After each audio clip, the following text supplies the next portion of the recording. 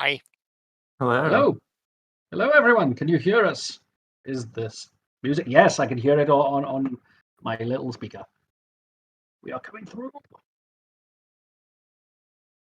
Yes. Yes. Lovely and professional. Oh, okay. Oh.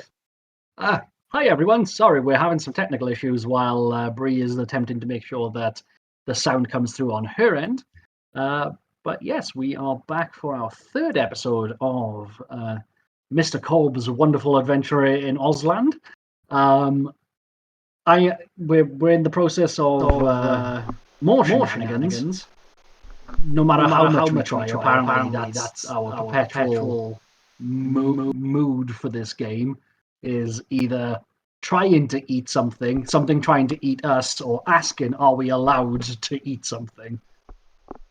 Yeah, good point. Do you want me to do a quick recap of the last two sessions, and we'll Yes, please, if you wouldn't mind. transition into tonight? Sure, sounds great. So, session one, the adventuring party, which we will kind of like reintroduce in a moment. They all came together, accepting a call to adventure by a small bug named Torgo, who took the group from their kind of like land beyond and brought them all to Oz for kind of like a quick and very easy escort mission as he was traversing through the dangerous trees of the forest of fighting trees, which the group fought and thus rescued a small owl named Chato.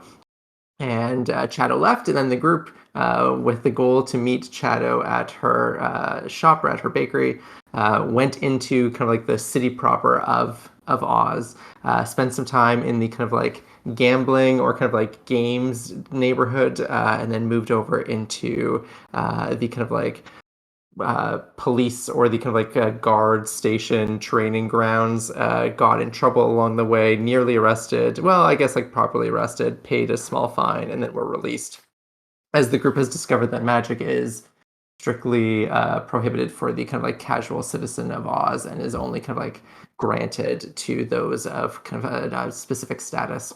And from there, then transitioned and moved into toasting, the kind of like bakery or kind of like the restaurant-centric neighborhood where Chato's restaurant or bakery named Chato's Choose was.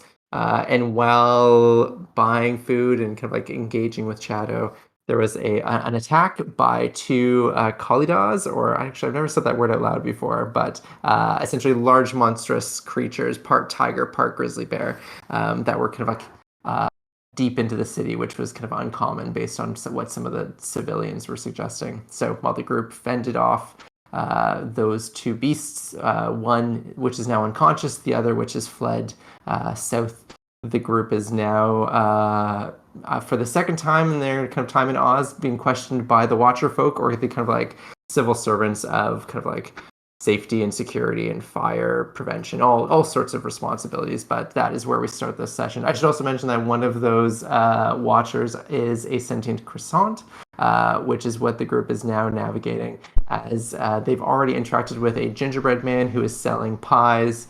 I'm not sure if you've come across any other sentient baked goods. Does that cover it so far? Yeah, it was just the one. So far, yeah. Okay. Remember, The gingerbread man has been adopted by our barbarian. Correct. He's my Right. son. He's your son, yeah, but please don't eat him. We're trying to figure out what we can and can't eat. it's very confusing. Some of them are sentient, some of them are not. Yeah, we've also seen animals, which are sometimes wearing clothing, like you would see humans. Others don't seem to be wearing clothing at all, or maybe just perhaps a fine hat. But either way, it is still a complex society here in Oz.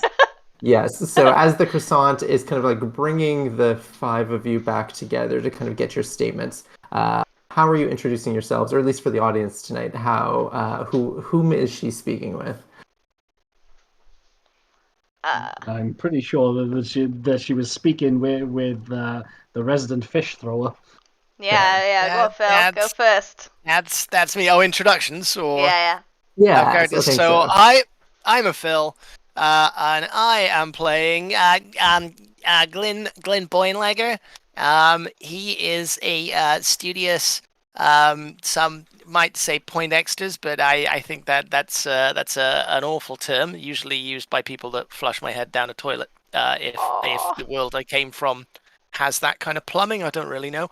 But I am apparently a warlock, but not that anyone would know that because I haven't used a single spell or ability. I have used my wits to try and distract the wild creatures by hurling a fish ineffectively on the floor. Yeah, that's about it. He's a studious guy. He's looking forward to learning a lot about this fascinating world with all these kind of marvelous contraptions and very.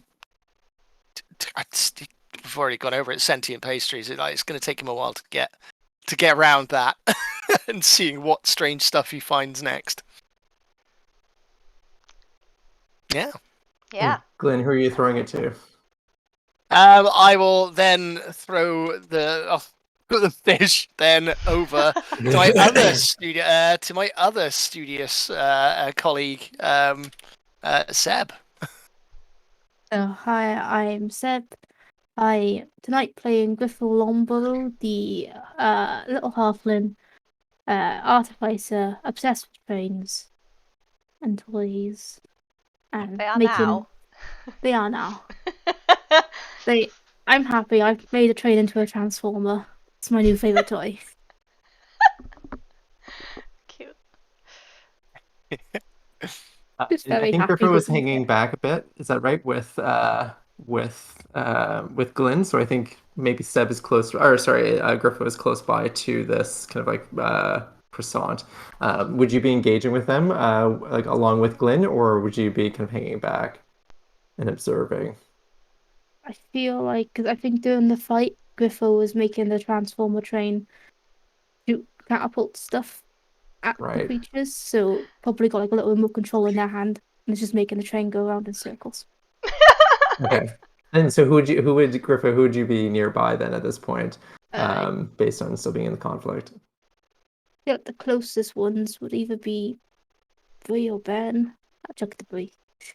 Here you go, Bree. Yeah, I don't actually know where Nala is at all. Nala is with me. I think Oh. Nala lost the one I was beast like that was running, kind of yeah. fleeing. So I you don't were know. Would you chasing, be weren't you? heading back? Yeah. Yeah. So from down the street, just like proper, just running back, is sort of she didn't shift, so she's a shifter, but she didn't shift, so is sort of like a very slight teenage girl, just barefoot, naturally, and yeah, she's Nala. And she's a monk, shifter. Looks like a human now. And she eventually catches up with her brother, who is Sam. Yeah. Kalash is a lion folk barbarian, a leaning barbarian, who, at this point is just like standing over the unconscious creature, which I think Gunnar got. And so it's just like, and Ilya is like licking his wounds, and he's like covered in wounds from the amount of like attacks he's taken. And it's just like pulling a like slightly bent grappling hook out of the thing. And just looking around, and is just transfixed on the croissant as they poke Gunnar to get their attention to look at it as well. Is that one alive too? I don't know. Yes, hi. I'm Ben. I'm playing Gunnar. Gunnar is your friendly neighborhood cleric. He has got nothing of strangeness at all. But sometimes he does have an inclusivity to change between his voices and his accent.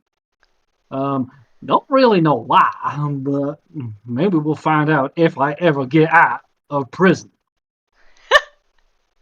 Oh, Christ. And I mean, I think with that is the adventuring party as this croissant comes up to Glyn. I mean, this is kind of how we were ending last session, but we're starting this one again with her going, oh, yes, I just need to get like a statement from you to understand kind of what exactly happened here and what your involvement was in whatever it was that did happen.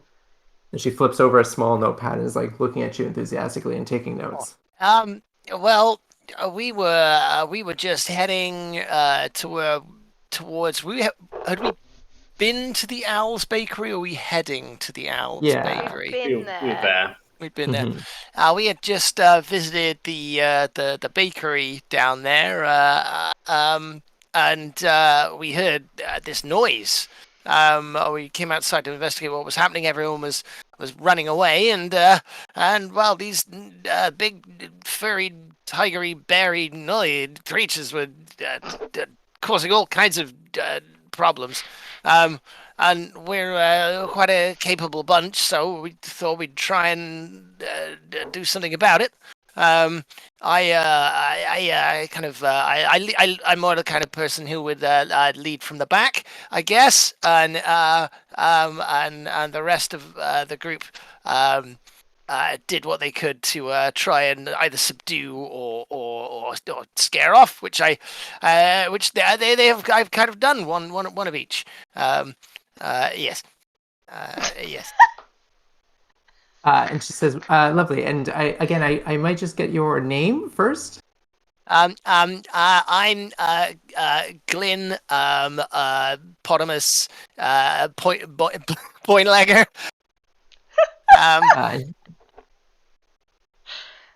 I'm from down south.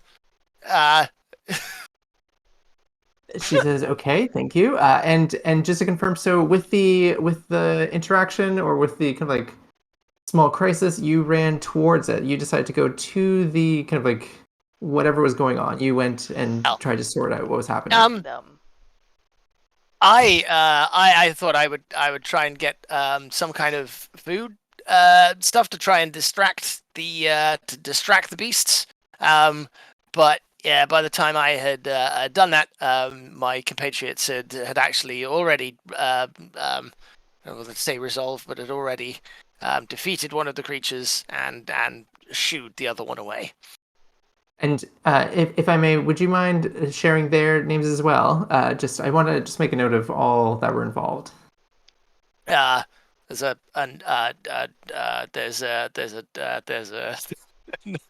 Nah, had we met before we came to Oz? I don't think we had we? Briefly, like I think you walked through a forest, essentially 5 hanging minutes. out at the edge of the woods. Yeah, exactly.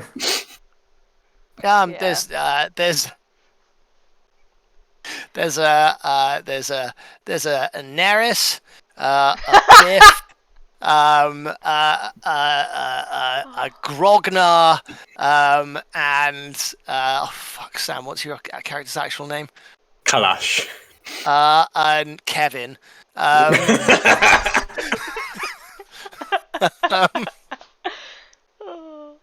And she's like, "Oh, lovely, thank you very much." And as she's writing down these names, she's like, I think if I may not be too bold, I really appreciate that you kind of just like went in not knowing what was going on. If anything, I would suggest that you have like Watcher material on your hands. Like if you ever consider," and she kind of like hands you a business card, which then like shows like a training or like an address in South Watch, which is again where you briefly were, where there's like a number of Watcher folk trainees. And she just like writes down a badge number, and she says, "If you're ever interested, then please reach out, and love to have good people kind of in the community taking care of each other." And she turns away and then starts to go and speak with some of the other Watchers, and I think maybe those who are closest by, like Gunnar and Griffo, can probably hear her talking and pointing, and probably pointing to you and saying like Biff and what was the other name you gave for Gunnar? Not Gooby. Maybe she's even getting Grognar, it wrong, I think. Grognar, right? So I think some of you are even hearing that. Clearly, there's been some game of telephone happening here. But for the moment, the Watchers seem to be mostly focusing on containing the one that is unconscious, or making sure that they are like being protected and also kind of like kept safe, both ways, them from the public and the public from them. But you seem to be kind of like left in peace, having given your statement. So as Nala comes back and the others are kind of congregating around both that scene and Glenn, what are the five of you doing?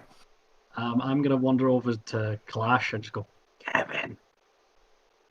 I am going to eat him for that one. I know, but still, was the croissant flirting with him? I feel like there was some tension there, right? She gave him his number. Like hold something back, you know? Like, you know where to find me? Like I'll give you a personal recommendation. Like, is that gonna get late? With a cross. I Is he gonna butter the croissant? Oh. I think there are many layers to her, if you know. Oh my god. Oh. And that's it. That's the stream. Thank you everyone for coming out. Oh, please. If you set up a date with her, she might. If you set up a date with her, she might be flaky. Hey, Okay, I'm done. might give you a French kiss.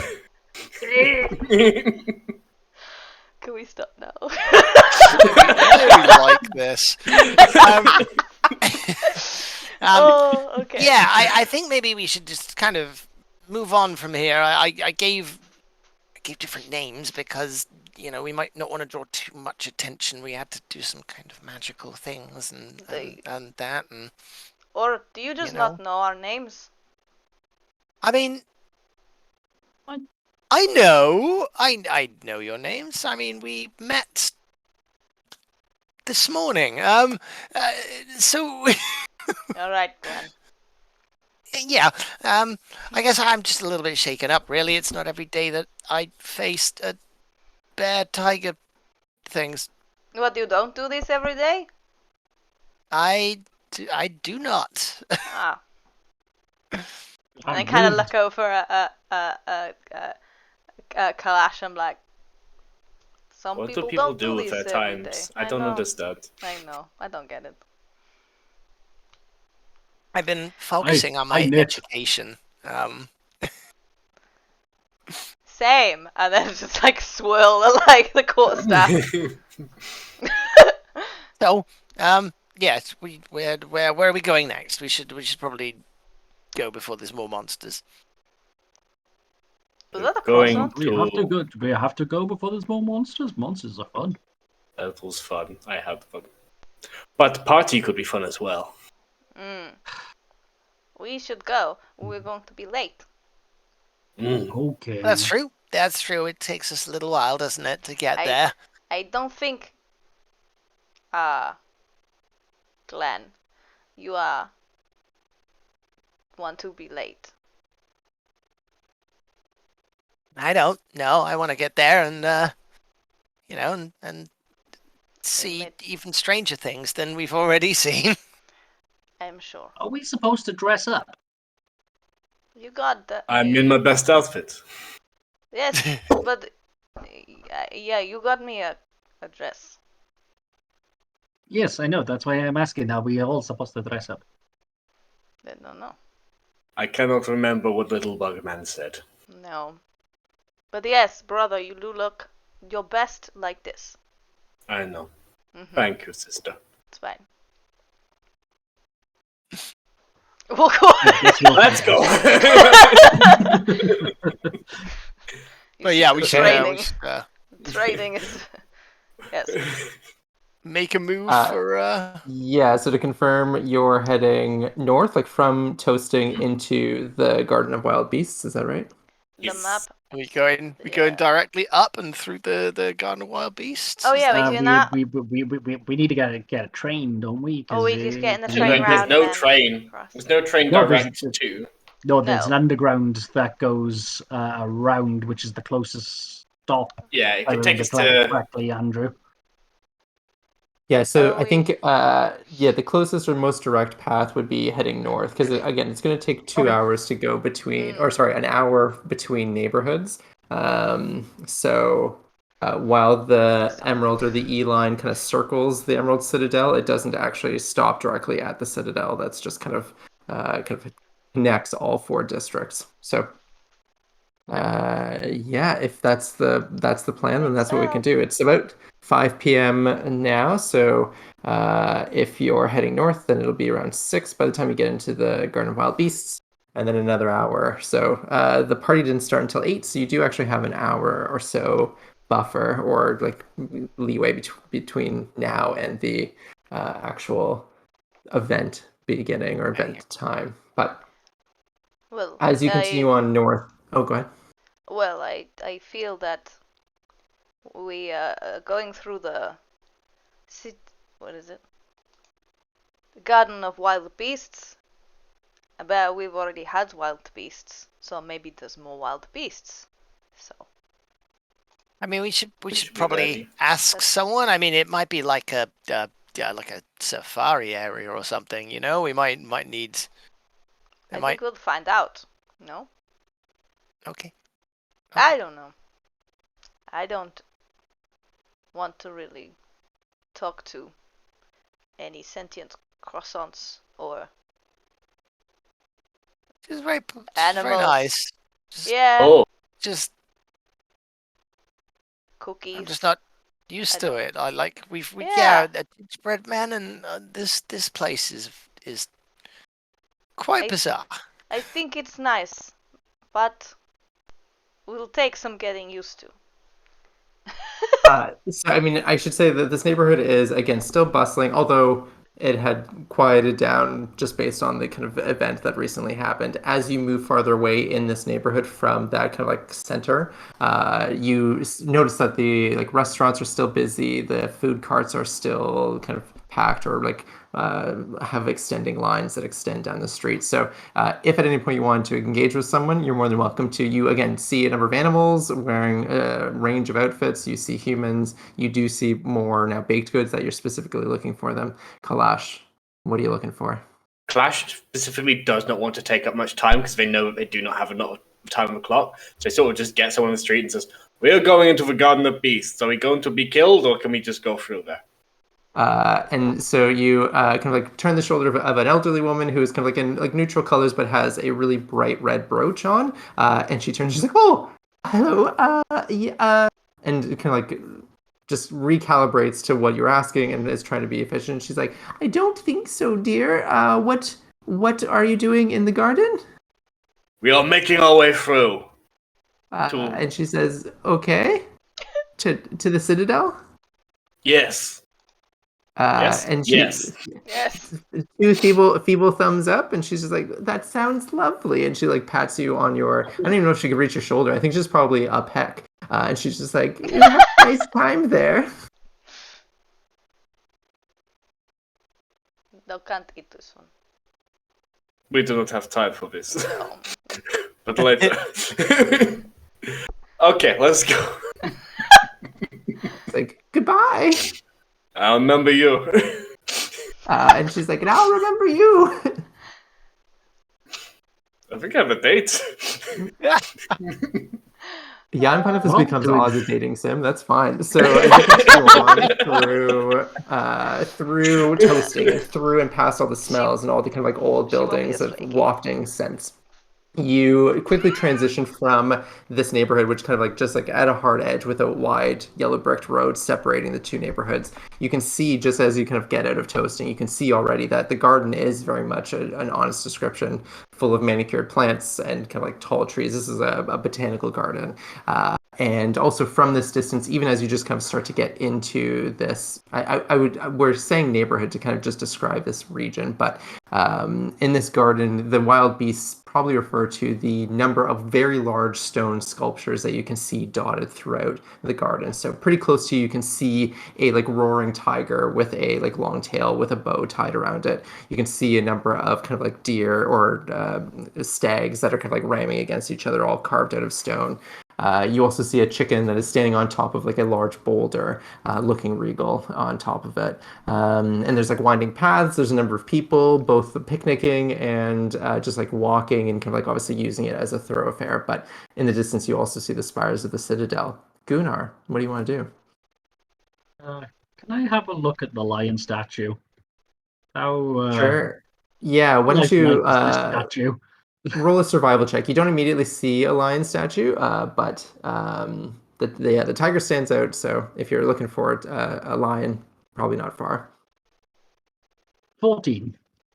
Okay, so yeah, with a 14, it takes a bit, and as you're walking around these paths, you can find, again, more different beasts or creatures or sculptures of creatures, but you absolutely do come across a lion, which is sitting there not in the kind of attack pose like many of the other kind of like sculptures. This one is actually sitting pretty, almost like a cat in a window looking out on a street, like just kind of like politely poised with its head turned slightly.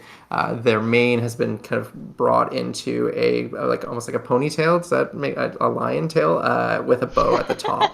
And they are just sitting there. And there's a small plaque at the bottom that says "Cowardly Lion."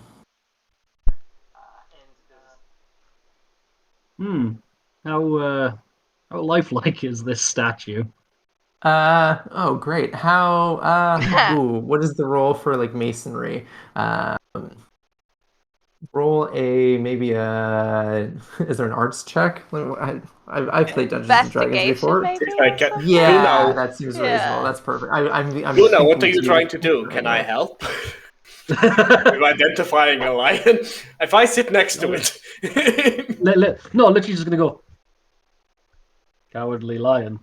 Oh, we found him. That was easy. They've been looking around for weeks. Why? Yeah. He might have been turned to stone. Oh, turned. Yeah, So but he's that's not made smart. of stone always. Ah. Smart. It's a good way to hide a body is you put it in amongst a bunch of statues when you've Are turned there them into a any statue. other I usually civilians passing by? Yeah, a number. Let me just check to see who is closest. So as you're walking by, you see a human man who is carrying like like a work. I've lost all my words. A toolbox, and he has coveralls. He looks a bit older, and he's kind of like covered in like oil stains or some sort of like fluid, like dark fluid. But he seems to be walking by and kind of like catches your eye as he's continuing on. Excuse me. And he stops over. He's like, "Yeah." Hi. We've never been here before. Just wondering how long this particular statue has been here, and I point out the cowardly lion one. He puts down his toolbox and he looks at it. He's like, "Oh, I don't know. Most of the statues here have been around for as long as I can remember. Yeah, a while. I mean, like certainly not new. I don't know if there's been any new statues added to the gardens and as long as I can remember." Okay. Insight check. Sure.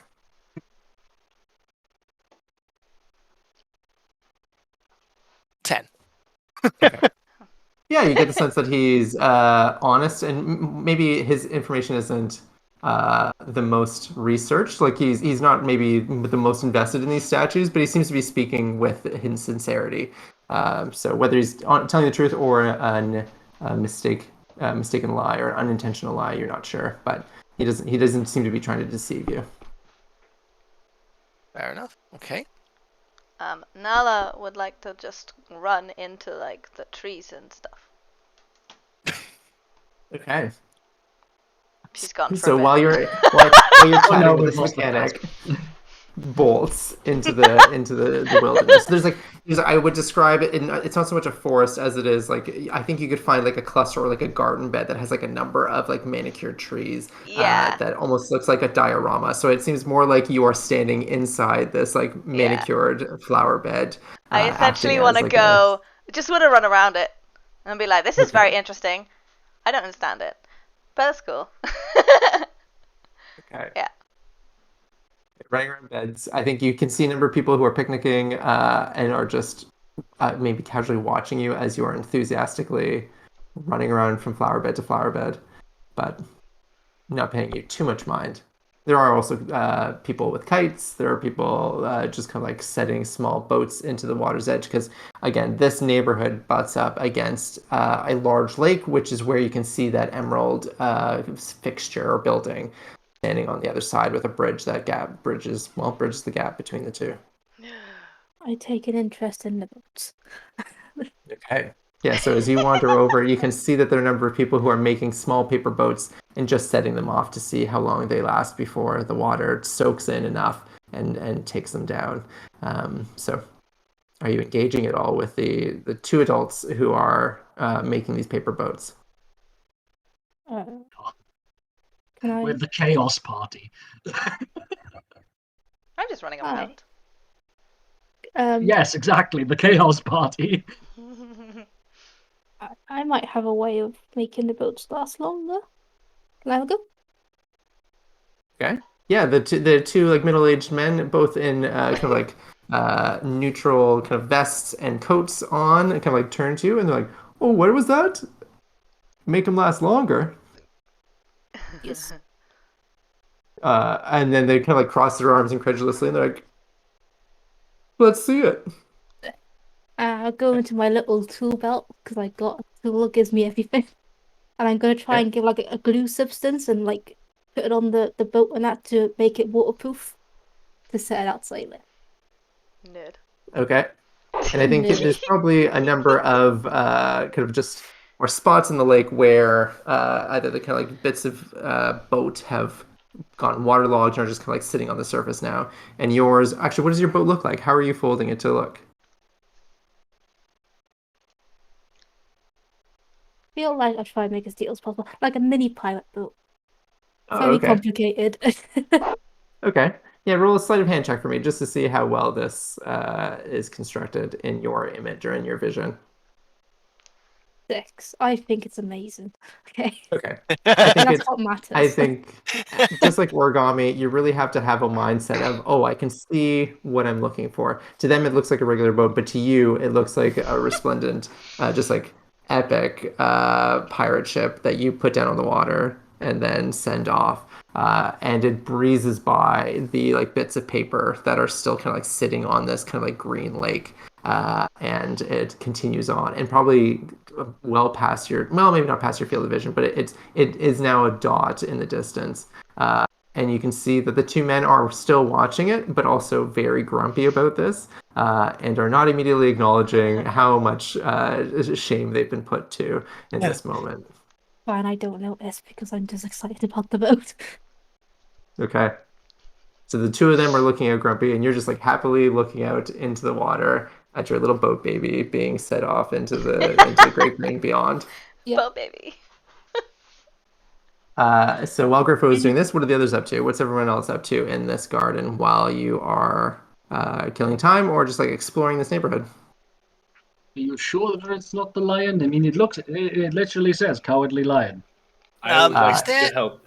anywhere nearby that I can just sit down and not be noticed? Like I'm looking around. And he's like, to "I'm see if- sorry. What are you asking for? You want a spot to just hide?" Oh, I don't say that to him. Sorry. Once that guy sort of said Oh, I see. what I've let him get on his way. So yeah, gotcha. basically, I'm kind of looking for if there's anywhere that's a little bit more secluded where I might not get noticed. Sure, they're like kind of like little alcoves of like benches that look onto specific flower beds, like with trees that hang down like weeping willows and that. So that way, it's not necessarily you're not like hidden, but it's definitely kind of like kind of like just like little private areas that could easily be accessed, but aren't immediately just you're not just sitting out in the field if that's something that you're looking for.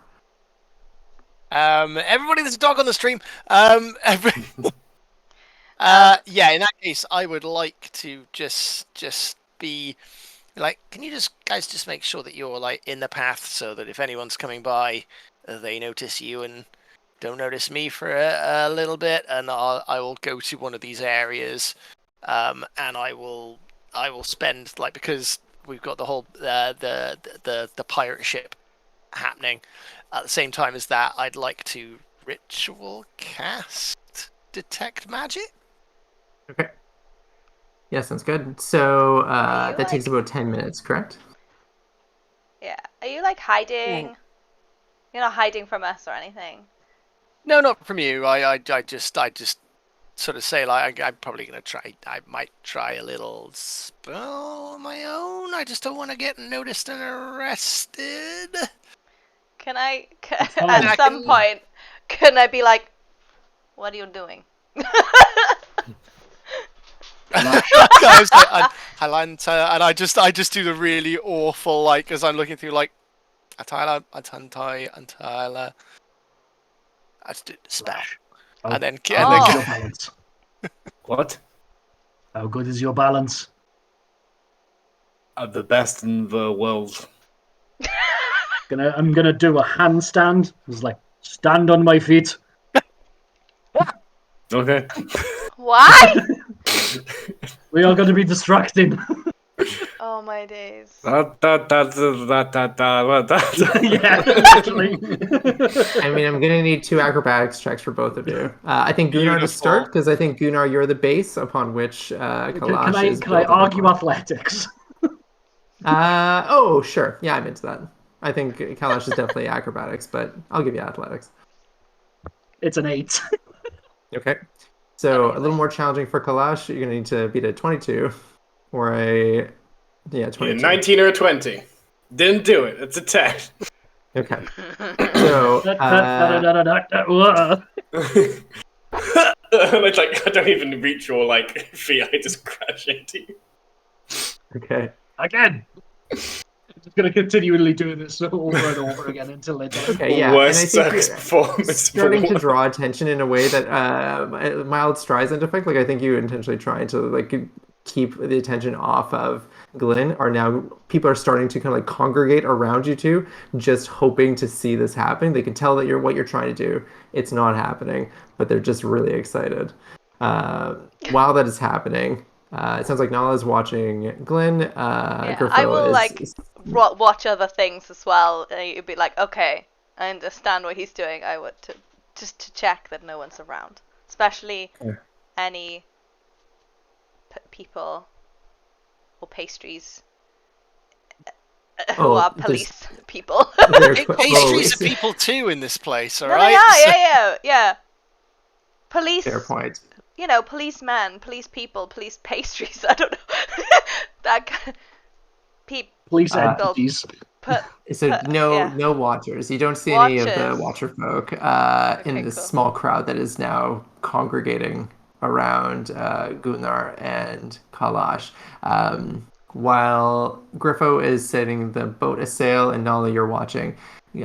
Glyn, your detect magic, which is I think close enough to these statues that if at least something was connected to this, especially the Cowardly Lion one, it would have gone off, but it doesn't. Very little. Like if your kind of like radar sense cascades out, Yeah, it's it like does about not ping off of 30 that. foot. Yeah, it's about 30 Yeah. foot. It does not ping that. What you do notice though is there is a small ping a couple feet underground, not far from the kind of like weeping willow that you were sitting and kind of like observing. So actually in the opposite direction. You're trying to like pay attention. Maybe there's something behind you or looking at that statue, but it actually comes from the other direction. There's magic slightly underground, underneath the or near the base of the weeping willow. So what do you want to do with that? Yeah, I'll walk over to where to sort of where it is until I'm sort of, is it under a path or under like grass or? I'm like No, following. it's so yeah, like- it's like the flower. It's in the flower bed. So essentially, where the grass ends, and then the like dirt, and there's like mulch on top. There's like plants in there. You notice that underneath the kind of like canopy of this weeping willow tree, like you need to go underneath the branches, and you can see it's mostly just like clear dirt. There's still some mulch, but you can also see that it's like pretty loose soil, and it's coming from under there. So you're gonna have to dig. What is it? What is a tree? There's Do you there's like something- weeping willows? There's something magical under there. How do you know? I can sense it. That's what I was doing. That's what I was doing. I was reading that book. And Okay. to Here? try and see if, yeah, just there. About how far down could I tell? Oh, probably 3 feet or less. It's Okay. not super deep, but it's definitely not just underneath the surface. Do you want me to? Okay. Yeah. See what you can find. Try not to damage the stuff around it too much, but like if you can get in, and I'll kind of like point, like there. I will dig. Yeah, now I'll roll an athletics check then for me for digging. Someone in our Twitch chat, Rich from Hatchling Games, has given you a bless as well, so you can add a D4 to that. Oh, great. Thanks. So it's an 18 and then a bless. Okay. Is that a 4? So Can I use that? yeah, roll a D4. Yeah, 21. Okay. I think the sound is almost like a wood chip, or just like a zzz, as you are like digging through the dirt so quickly. But without issue, you also do not scratch what you find, which is it's deeper than the kind of like loose dirt. It has probably been here for a while. But what you find is like a small, I would describe it as like a scepter, like a silver scepter with a hand at the end, which is holding like a red orb. And you see that there's like a small kind of like diamond shaped bit to the bottom end. And that is what's giving you some sort of magic. Without not you, thinking Nala, about but to Glenn. Without thinking about it, I'm just gonna pick it up and just go, this. Okay. Yeah, and to Glenn, you absolutely see that is that's pinging magic for you, and maybe that's a good place to stop in this first half of the session, as you have discovered some sort of magic item buried in the garden. He has faced a giant croissant, but this is the thing that's making him salivate. Okay. There is a hidden magical thing with an orb. Ooh. Okay, so yeah, we'll pause there, take a quick break, and then reconvene in the Garden of Wild Beasts in a few minutes. How long? How long are we taking a break for? 10, 15 minutes. Sounds good. 10 minutes.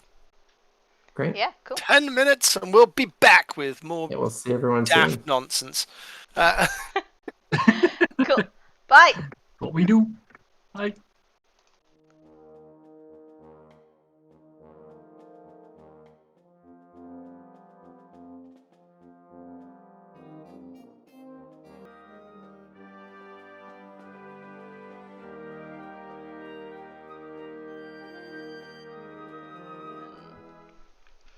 Hi, everybody. We're back. Welcome In back. Oz. Yeah, quick recap of what's happened at the first half of this session for those who are maybe just joining now or need a refresher. The group has evaded arrest for a second time, are now in the Garden of Wild Beasts, where they've found a number of large stone sculptures which seem to be presented as old and not at all the petrified versions of living creatures.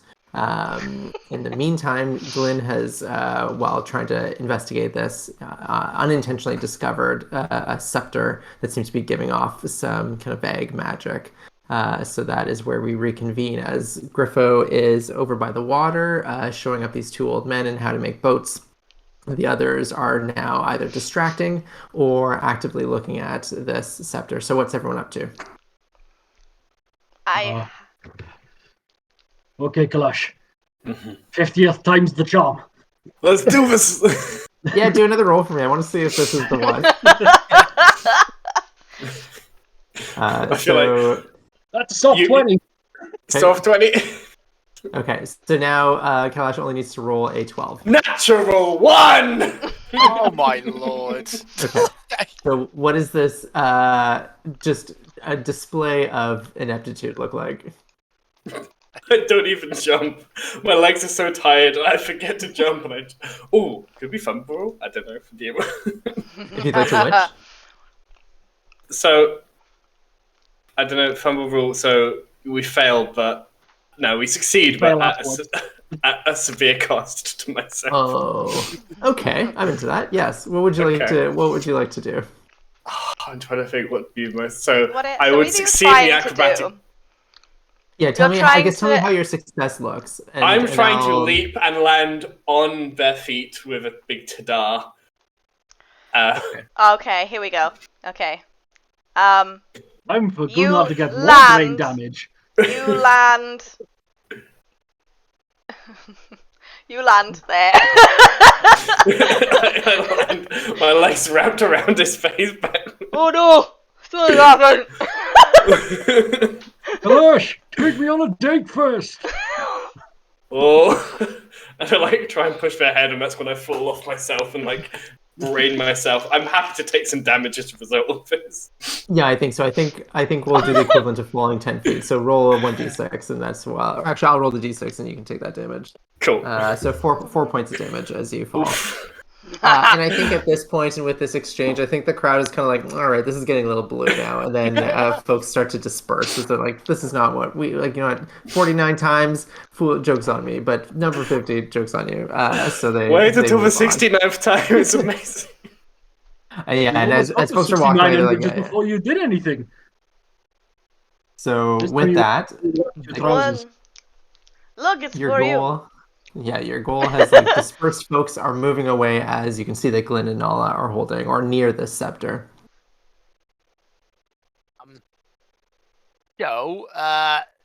Detect magic. I will take hold of it and What is it? Die.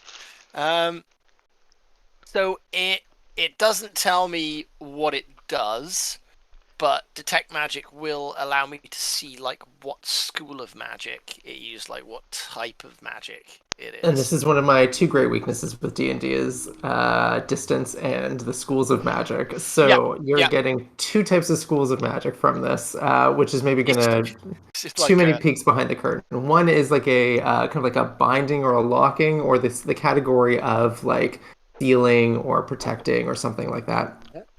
The other school of magic is like a divination, or like a scrying, reading minds, that sort of thing. Not that that's specifically all that's in this, but if that's kind of in the wheelhouse. I can also specifically and quickly look up the schools of magic if you want a more detailed. Nope, that's okay. Abjuration and divination. Perfect. Okay, so the ball is giving you divination. That little kind of like diamond shape at the bottom is giving you abjuration. Like it's two specific points within the scepter. Like either end. Yeah. Ooh. It's pretty. I'm sorry.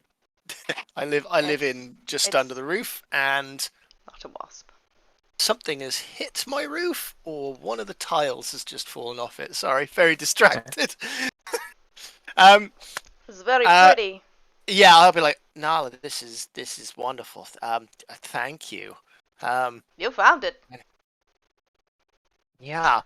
Okay, and then I'll know, like, and then I notice everyone's, I guess, is just like looking at me while I'm just going. That's not the cowardly lion. It is a statue. Oh. It's there. Well, I mean, there's nothing magic holding him there. I mean, he could have been turned to stone a while ago, and it's not magic because he's now just stone. But I feel like it's probably just a statue. It seems like this cowardly lion was somewhat important here. Some reason he ran away because he is cowardly. I know it's. But I can't say that because I'd be arrested. Yeah. Very well, I mean, unlion-like. What does this do? Well, nothing's quite how you'd expect it to be, I suppose. I don't know what there's some kind of magic in it. Give me a little while with it. Sometimes it can take some time for these things to be used. So Use let it. me Use it on me. Yeah. No, also remember that it's high chance of being arrested. Oh yeah. Oh, yeah. Because of fine, this, you know. Third time's the charm. It's okay. Yes, we're not supposed to use magic. Well, wait until there's not people within like sight line to do something like that. Okay, and by that time it's maybe fine. I'll... What are they going to do? We're going to use magic on them. Just Stop talking. Look, let's head towards Citadel. I'm going to go pick up our friend. When we are maybe midway through bridge and not people around, we go. Yeah. Ooh, we're playing bridge. What's the worst that could happen? I say, and I'll just kind of put it into my belt and. You could explode your thingy. Then that's the bad thing. I go to the Stone pond. will be very You disappointed. should never put ones in your belt. Is Griffo size small? Yeah, he's a halfling. I get on all or your fours. pocket. Come on, you're getting right. We're going to party. Okay. I go Swinging rest the away on all legs fours left. with Griffo on my back. I Is made some your- friends, so I'm happy. Seb, are you carrying your train? Is it rolling along, or is It's it rolling like? along. Yeah. Is it on like a little? Can I have a little like rope I can imagine. string? I mean, yes, but I imagine like I put arms on it and it's putting tracks down and then picking tracks up as it goes along. So it Oh rolls yeah. Either adorable or horrifying, or maybe both, but incredible. Can you please draw this? Like this is insane. I love it. Oh, Okay. that's great. Okay. So help me understand. So Kalash and Griffo are now one. Like they are now working together, moving towards the Citadel. Are the others joining these two or hanging back? What's next steps? Griffo, probably no. Griffo. The Kalash has some kind of concussion, so he's just moving forward no matter what is going on. Sure. I am going to be knitting and following the lion. I'm gonna keep hold of the this wand, I think, and or scepter, and I'll kind of keep it close to me in the case of the like mechanically, I guess, to try and attune to it Okay. while we travel. Yeah, and I'm like sticking with Glyn, and I'm like, I just want to know. I just want to know how you did, and what it does, and what it does it do. It takes time. It takes time, and Well, we'll see when it's safe. You know, Right. you've got a controlled. You know, you've got to have a controlled area for this kind of thing. Yeah, otherwise we could end up blowing yourself up. Yeah, It's- Bits. You read a book and then you found this in a hole. Yes. Yes. That's- It's Crazy. it's kind of science. Not magic? No? That too. Oh. Science. Cool. And one point that I want to retroactively add for flavor is that for Glyn, when you kind of get that ping of magic, what you see just for a flash is it's almost a video game like in that when you were looking at that dirt, you for a brief flash saw a like a green skeleton hand pointing down into the dirt, and then it kind of like disappeared. So that was the flash that you got. But we breezed past that. Gunnar, what would you like? Or what's up? Are there people that are walking along this bridge as well? Because I imagine this is a fairly long. Yep. We've got a bit of Yep, and wide. Can I get some of the attention of a nearby Ozian? Ozian? Yep. Who are you Um, looking for? Because offhand, there's a couple of tigers that are walking together. There's a number of humans. And I would say the majority of the folks are walking the same direction as you towards the Citadel. I'm going to go for the tigers, actually. Hello, chaps. And while one is slightly larger and has a bow tied on their tail, they are the one that speaks. And he turns to you and he says, "Hello, are you going to the party?" We are. We have been invited. Thank you very much. This place is wonderful. I wanted to ask a very quick question that I haven't been able to ascertain just yet. He says, The "Of course." bow. The bow on your tail. It is wonderful. Is it ceremonial? Is it purely decorative? And he says, "Oh no, I've always worn this." And yes, if you are wondering, yes, I am the one and the same. I am Hungry Tiger, and the others around kind of like not chuckle, but kind of like acknowledge, like, yes, you are speaking to a prominent tiger of Oz. And he smiles and says, but nothing formal with the bow. And I see you are. Is any of this formal or ceremonial? As he kind of like looks you up and down. Religious. Wonderful. And what religion? Depends on what day takes my fancy.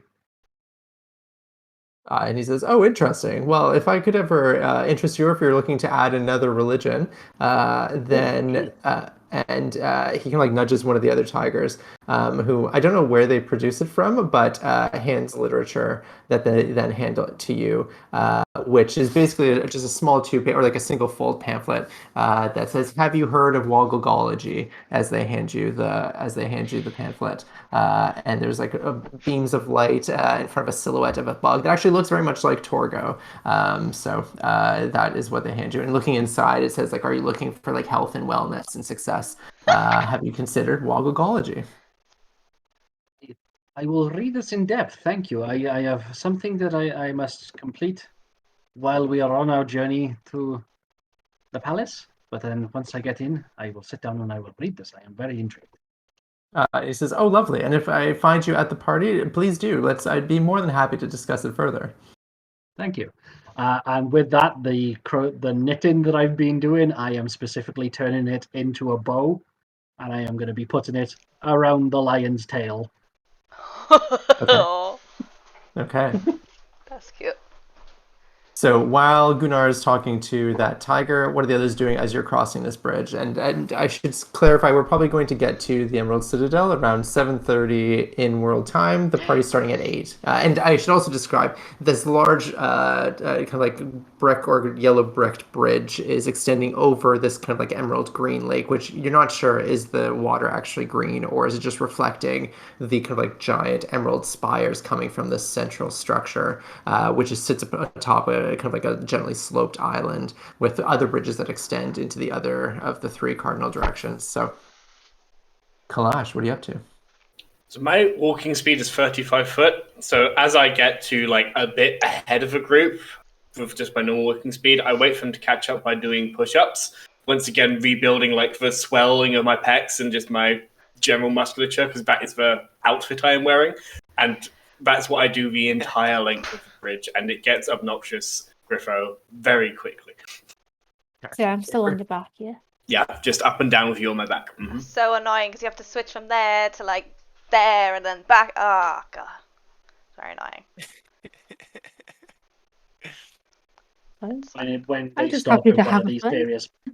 Oh, Oh, cute. I'm just happy to have a friend. Do you say that out loud? Yeah.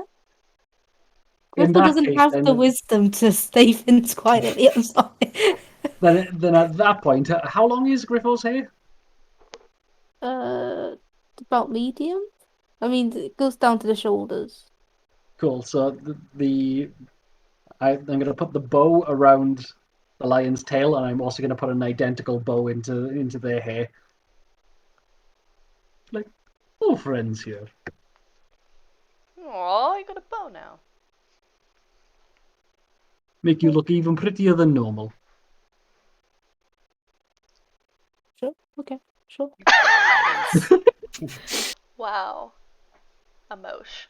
I just keep doing push-ups. I can't cry. It looked great.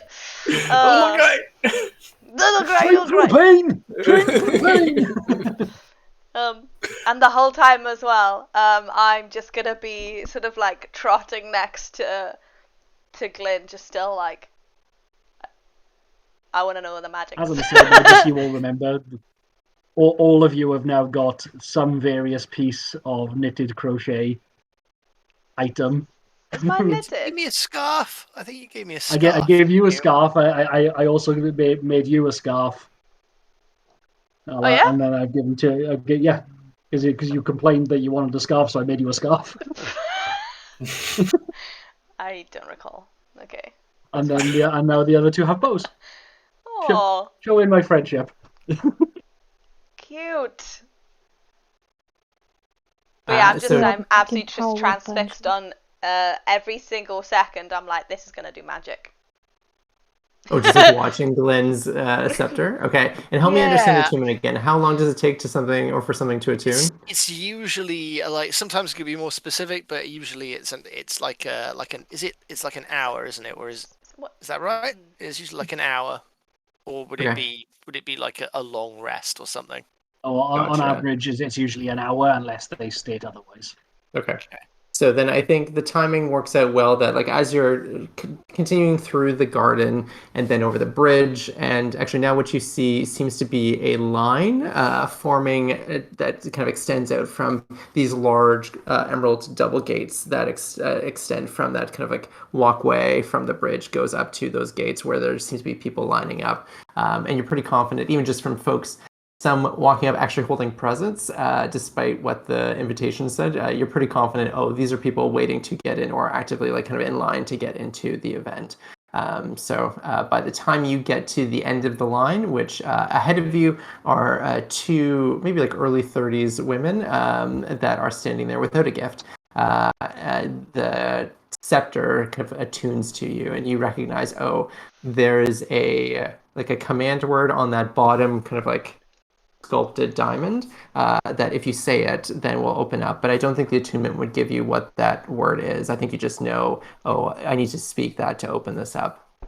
And at the top you recognize that this kind of scepter itself can command or can cast some sort of command or almost like the ability to charm a person, and can do that a couple times in a day. Like it's not just a one and done, like it can kind of like do it repeatedly. So that is what you, Glenn, are now holding. Okay. The bottom has will open up on a command, but we don't know what that is. Is there any writing on it? Any runes or inscriptions? Or the dog's just come in, hasn't it? Like, do an investigation check to see what you can find. Because you don't, I mean, like from just like a quick glance, it's ornately carved or it's ornately sculpted, but it doesn't seem to have any like text or writing on it. Ooh, 16 plus 2, 22.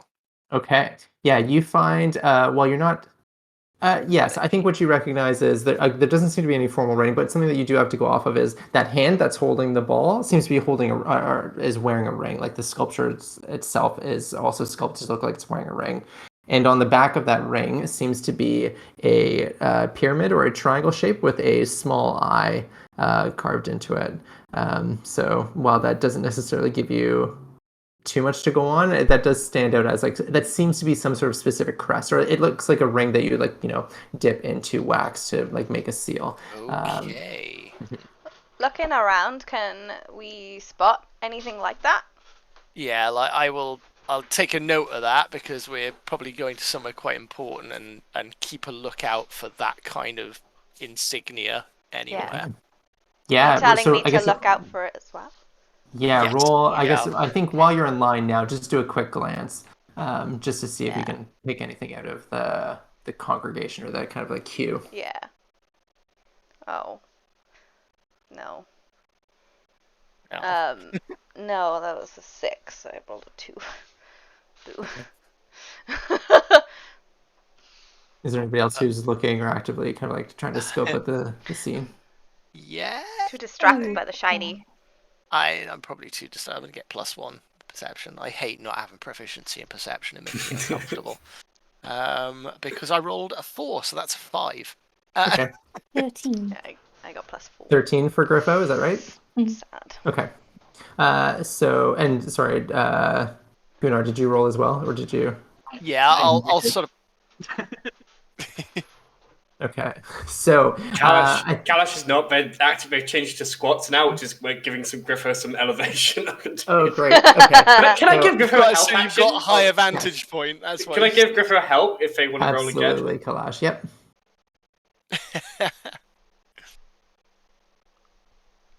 Okay. Worse. Still 13.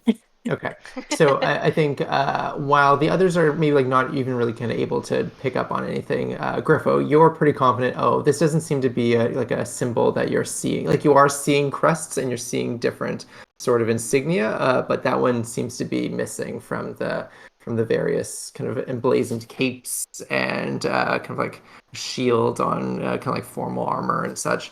It doesn't seem to be a crest that you are picking out of the crowd. You even see some banners that kind of like hanging from the citadel that have a number of different crests on them, maybe support from different guilds in celebration of Ozma's birthday.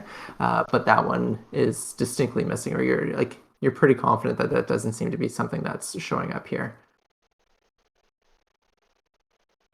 So as you are in line, oh no, sorry, go ahead, Griffo. Just say that one's missing and point to the crest. It's gone. Okay. Yeah, the crest doesn't seem to be present. The group of you, as you are waiting in line and kind of continuing on, the two women in front of you are kind of like chatting back and forth about whether or not they should have brought a gift. And I think they're both, you can hear the concern because they see other people that seem to have gifts, but they did not bring. And then they're looking at the invitation and kind of discussing, well, it said no gifts. That seems to be what they're worried about. As behind you, two figures, two tall folks who are like dressed in robes and are also both wearing emerald tinted glasses, are standing there silently. They aren't chatting with each other or even really kind of like making eye contact with a lot of you as you wait in line. So that's what's ahead and behind you. Is there anything you want to do while you wait to get up to the front of the queue?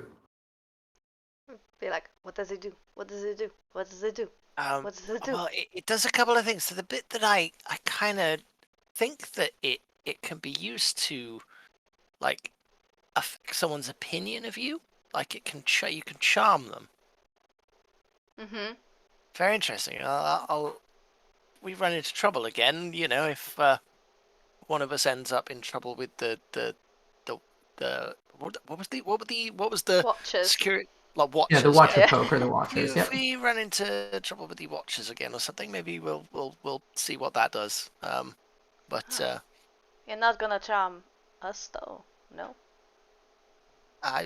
He doesn't need to. I'm just blushes like you said.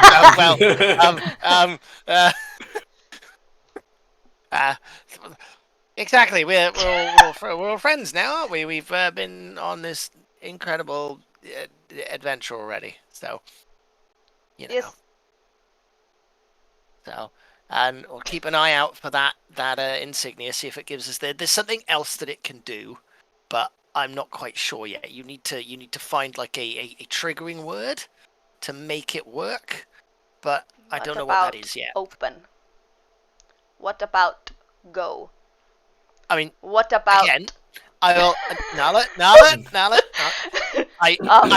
I will start trying those things, but not when we're surrounded by people. Abracadabra. Yes. Open sesame. Open sesame. That's a good one. Yeah. Oh. I'm sorry. Please. You're very Pretty please. very smart, and I will listen. I'll threaten you until you open. I listen to you. Dude. No. He's very smart. Listen to him.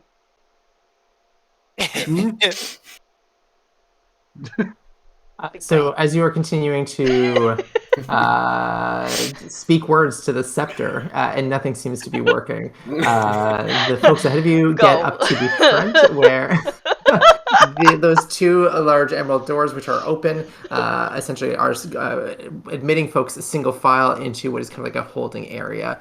So they open, and then a group goes in, and then they close, and then they open, and then those people are not there, and then the next group goes in, and then they close. So the two women who are ahead of you, they go in, same process, and then the doors close, and then when they open again, they're not there. Who is standing there is a tall elderly gentleman with a beard, like a thin white beard that goes down to the floor. He is wearing those same kind of like emerald spectacles that the two figures behind you are wearing, and he kind of beckons the next party in, so that being the five of you. So just to confirm, are the five of you entering? They're not there anymore. Does that mean as in like they are not? Yeah, like, there are two other doors on the other in side. In the distance, they are just. No, there are two doors on the other side. So likely, what's happening is the doors open, you get admitted, and then they close while the other doors open it. So maybe like a staggered entry. So he beckons you in and just like, come forward. Invites, then I guess. Yeah. So as you are beckoned in and the doors close behind you, then he does ask for your invite, please. I think maybe I have it. No, he has it. Okay, good. Yeah, I'll get the invite out. Okay. Yeah, and Is so it- he then... Oh, go ahead. I can't remember. Were we guests? Were we listed as like plus fours of I can't even remember his name now. Who's the Torgo. Oh boy. Torgo. what go? Sorry, Torgo. Torgo. Yeah, were we listed as like additional for Torgo, or did we have separate invites? I don't remember if he explained this to you, but he was like part of the like event and was given like an extra like kind of like extra passes. Okay. So he Okay. passed that along to you. So they themselves are like these are the direct invites as opposed to kind of like you don't need to associate with Torgo to get in. You have this as like your own right to get in. And taking that, he puts it into the box beside, and then turns to a case which he opens up and starts to hand you each a pair of these emerald spectacled glasses to put on, and kind of just like shows how they kind of like hook and then snap at the back of your head to just keep them fixed. And he's like, just to be clear, we suggest that you do not take these off when inside the Citadel for the safety of your vision, and continues to kind of hand them out as he's passing them along. Glyn takes off his glasses. As he takes off his glasses, his eyes are like tiny compared to the massive orbs he has when he has his glasses on. They're like teeny tiny little eyes, and he's like, kind of puts his hand out for the spectacles. And he says, "Oh, I apologize, prescription," and then kind of like takes the one back and then grabs a different row, which then goes onto your eyes and then affixes. So I'm like, is you'll corrective probably lenses. need your strongest lens. And he says, like, I can't begin to know. I think they are self-correcting, so at the end of the day, they should be fine for whatever you need. Oh. Amazing. And is it is that like puts it on and he's like can't Yep. see a thing, and then as after a few blinks it kind of Yep. gets around. And I like to also think that even though they are green lens, whereas the others look kind of cool, this is like thick prescription like free prescription glasses with like really thick lenses. No, they're magical. Yeah, they do look the same as the others, which are kind of silver or like a slightly glowing silver looking metal, and very art deco. Like there's a couple of lines at the top to like set the frame, and then the lines kind of like scallop around the edge and the back, and very naturally kind of like snap on. And he says you can take these off at any time. They're not bound, but again, we highly recommend you do not remove them while inside the Citadel. If something were to happen, then just simply remain with your eyes closed and request new glasses. An attendant should be by quickly with replacements, just to be safe. But very unlikely shouldn't happen. What? Might I request a monocle, please? And he says, do you have vision in both eyes? No. And he says, are you sure? No. What? Positive. Why is it dangerous in there? What?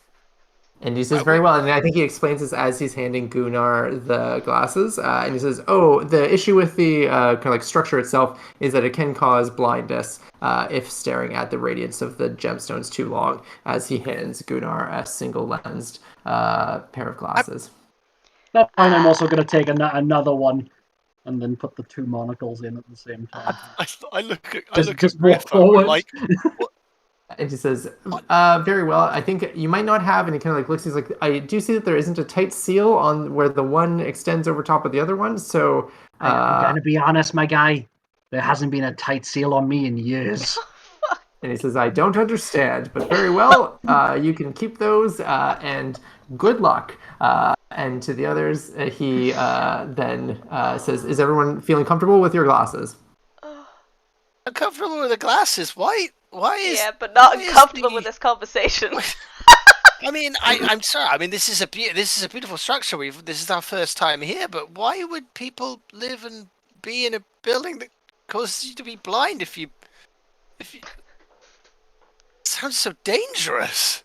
And he says, oh, no, perfectly safe. Again, if you wear the glasses, there are some spaces in the building, like the kind of the warden accommodations and the upper towers are safe from the kind of glare or the blinding effects. It's just on the main floor here. Shouldn't be an issue. Just during work hours when folks are down here. Otherwise, it shouldn't be a problem. And again, for the event, we again ask that you keep these on at all times. Glynn's panic subsides when he remembers how truly terrible his vision is without glasses anyway. It's maybe being blind wouldn't be too different from him not having his glasses on anyway. Aw. Kalash. To clarify, you described it as Art Deco, which in my fancy brain, so Art Deco is like dwarfish and Art Nouveau is elvish. So this is like lines Yes. and yeah. Okay. It's true. Look it up. So I would take some and like clasp them on my back, and I would take smaller ones and like lift them up to my buddy on my shoulders, and then just leave my hand there ready for a fist bump.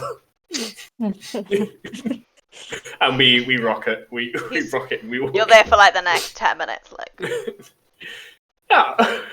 No. If I don't get a fist bump, my hand goes down, and I try and play it off. We'll give a fist bump. Yeah. Big and small, rocking it.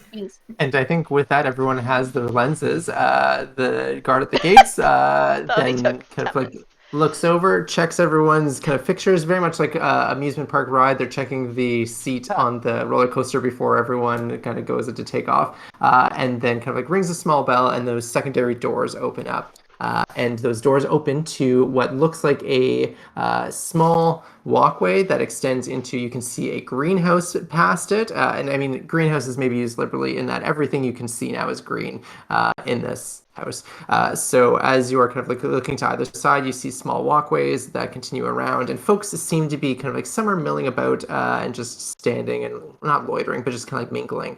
But the party seems to be around and directing you towards this, towards a hall, and there's signage that directly communicates that. So while there are those kind of like barricades to prevent you from kind of like wandering off into the wrong direction, everything seems to be kind of taking you around to what sounds like is the Great Hall. Is there anything you want to do as you are walking through? You see some people talking, they're holding drinks. You see a number of small muffins that are holding trays above their heads, kind of carrying fruits and canapes and so on around. They're all in like small like white shirts with kind of like black vests and black pants. Like they are all kind of like similarly uniformed as they're walking around and catering the event. Muffins now. Absolutely. What happens if they serve muffins here? I What? don't know. Do they eat each other? Can I eat you? And just one of asked. the muffins moves the tray and says, "Sir, you cannot." And then Okay. continues on. Can I eat the thing that you are carrying? And he goes, "Sir, you can," and then leans the tray more towards you. Yeah, I And you will see pick they're up like the small tray. phyllo pastry. And then I'm just gonna turn and go, one moment, hand it over to the one sitting on the lion's back, because this muffin is not going to be that tall.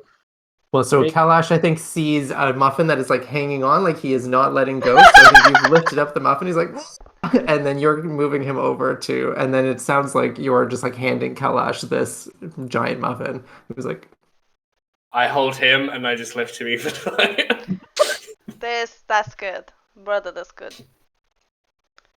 He's This like, is "Sirs, another this is of your- not what this is about. This is not what we're supposed to be doing. Sirs, please put me down." This is your new boy, Kalash. No, put the muffin down. Take care of him. Why? And I'm gonna Why? Oh God. Would you It's like, like "I'm to not a be boy, my I'm a child? man. Would you like I'm to be not my a child. child? I'm a man. Not a boy, I'm a man. Give me your tray. It's like, "I cannot, sir. This is my job." Oh, why? But Let seems him, to me let that him I'm not a free. boy, I'm a Guys, muffin. come on. I let the fangs show a little bit. I growl, give me the tray. He's like, "I really can't. I could get fired for this." Oh, come on. He's just let I'm him. gonna come back and tickle his armpits. Oh, please, Give leave me it alone. Leave the tray. muffin. Leave them. Literally just walked in the door. Okay, everyone roll an intimidation check, I suppose. I'm doing the help action by trying to tickle him. Okay. I'm Yeah, doing great. this Okay. towards my brother. I'll But- try and roll with but- advantage. The first one is a natural 20 for 22. Okay. I won't roll the second one. No, that's fair. But I do want Nala to roll an intimidation against Kalash to see if this Okay. redirects. I got natural 20! Okay, so now I think what happens is redirects the intimidation. So I think Kalash is trying to intimidate the muffin, but then Nala comes from the side and is trying to intimidate Kalash. So I guess Kalash, what do you do? Do you redirect to kind of defend against that and nullify the whole thing? It's two lions growling at each other for like a good 5 seconds before I just put the muffin down. And got you away think luckily today, Muffin Man. it's like, sirs, this was not good, and then he like walks away with the empty tray. I knew you live in Drury Lane. He avoids you. Not the Muffin Man! We are that group that turns up the party and everyone's like, oh God, I know. no, they're here. You're not even in the main hall yet. You're literally in the hallways that are kind of like connecting the front entrance to the event. I try and hold the scary pose, but I just hear, "Oh no, you're not even." There yet. I'm so... Oh, okay. We've Right, offended let's people just before we even got in. Just behave! No one trying to get food. walking and talking is food. No matter what they look like. Let's I just... just don't want to eat him. I wanted to eat what he was carrying. Exactly. I tried. Then he didn't think that. He didn't think that. That's his fault. He shouldn't be so stupid. Working. No, He's it's not working. He his didn't want to do his fault. job. But like, this is... Be good. Okay. Don't pick any more just- muffins up that are sentient muffins. I walk Just away the and muffins keep you are allowed to eat. walking. I heard you. Just gonna walk alongside Kalash and just like, it's fine. We'll go find a croissant. Yes. That you can eat. You can eat anything if you try hard enough. I have. It's fine. I'm an agent of chaos, but I'm not that bad.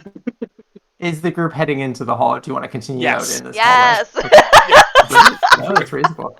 Yeah. So as you continue through the hall, and the handful of people who are mingling and having drinks and kind of talking to the muffins that are kind of serving this outer area, you quickly can hear the din of a much bigger event or much bigger kind of congregation as you enter this large open hall with multiple chandeliers hanging from the ceiling. And I mean, everything again looks green to you. So maybe they're emerald, maybe they're crystal, but at the end of the day, large chandeliers, a perfectly polished floor. Immediately to your right, you can see a number of tables all stacked neatly with like beautifully wrapped presents. And to the left, you can see that there's a small band of instruments being played by a number of people in formal attire. You can also see in a distance a large group congregating around. From this distance, probably looks like a moose head, but seems to be affixed to the wall, chatting to the different groups. Like you can see, it's like looking to someone and talking, and then like like a lot of laughter, and then another people it starts to talk to another group of people. And that is kind of the scene. So there's, again, muffins running around with food, making sure that everyone is taken care of. There's the gift table. There's dancing. There's music. There's that moose head. There's a number of things to do. So just from first glance, how are you spending or how are you starting things off in this party? Oh, there's also like tables of food as well as the muffins that are walking around with it. Well, I am first. choosing the most complementary color that I can to emerald green, which I'm going to presume is like a burnt orange. Is that Okay. color theory? Yeah, it's not far off. I think something red, something reddish in the red hues. And I am going to be attempting to knit my present for the princess. Okay. And that is literally all I'm going to do. Is I'm just going to sit next to the big pile of presents and be like, mine's going to be better because I made the effort to put it in myself. And that's it. Literally the entire time until she turns up as I'm going to be knitting this present. I'm going to be looking around like with these things on. I'm like, everything's so shiny. And green. And green. I like green. I like green. What's your favorite color? She says to Glenn. Keep having to check what your name is. Glenn. Yeah. Keep forgetting. Sorry. What's my favorite Yeah. favorite color? Yeah. It's kind of, and I look at the. Did you say the scepter was like red? The ball was red, yeah. Yeah. The hand and the body of the scepter was like a silver. It's red. Actually, it's red. Actually, yeah. It looks green from here. Crimson specifically. Like this, what I'm wearing. Oh, the dress was that. I know. Yeah. I think I put the. Yeah. Is it red? Yeah, Was it red? I think it was a red dress. Yeah, I like this. Yeah, It looks green now, though. Little darker, but yeah, everything looks very strange now. I'm a little too scared to take the glasses off because No, yeah. because you said you'd be blind. I mean, I am So- normally anyway, so Well, no, because you got the things that make you see. yes, yeah. Magic. No, it's kind of red. Red's important. Yeah. Yes. I want food Kalash. now. Kalash will take out one of we agreed like way at the start of this. The javelins of rescanned as like elephant tusk trophies. They'll pull out one of them, like extend one of the retractable claws, just because they're a lion person, and in very bad lion's speech, like Leonin, just carve "Well done, birthday," and they put that on the pile. Okay. And those two women who are ahead of you in the line, they are still standing by the table, just like on the edge of tears, which with these glasses are probably not a good idea. And they're still trying to sort it out. And as you put that onto the table, they're like, "Oh, see, even he has a gift. Oh, what are we gonna?"